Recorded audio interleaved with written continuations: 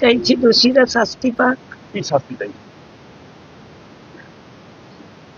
আমিও একজন মা, আমি চাইবো না তাদের ফাঁসি হোক, কিন্তু যাবজ্জীবন কারাদণ্ড চাইছি। আর চাইছি যে আমরা ভারতীয় জনতা পার্টি করি বলে আমরা আজকে ক্ষমতায় আসার জন্য আমাদের সভাপতি বিরোধী দলনেতা যখন বলছেন সুশৃঙ্খল ভাবে থাকতে, তখন শাসক দলের যারা গরম গরম বক্তব্য দিয়েছিল যে 4 তারিখের পরে দিল্লির কোনো ভাব রক্ষা করতে পারবে না, সেটাই তারা দেখিয়ে দিল।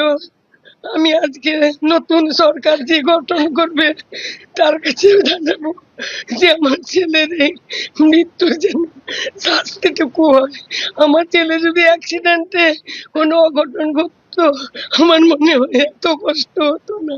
তাকে যেভাবে কষ্ট দিয়ে এতটাইরা মারলো, তা পুরো তৃণমূলেরই সাজানো গল্প। কি কারণে মৃত্যু হতে পারে বলে আপনি মনে করছেন মা হিসেবে? কেন শুভেন্দু বাবু মমতাকে হারিয়েছে, যার জন্য আমার মনে হয় এই প্রতিষ্ঠা।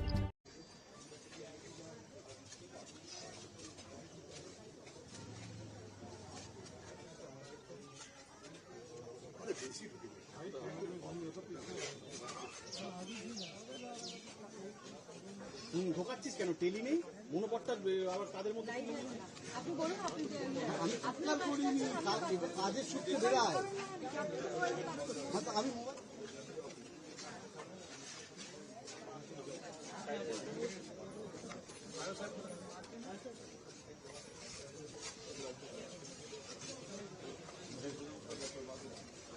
কোথায় আছি একটু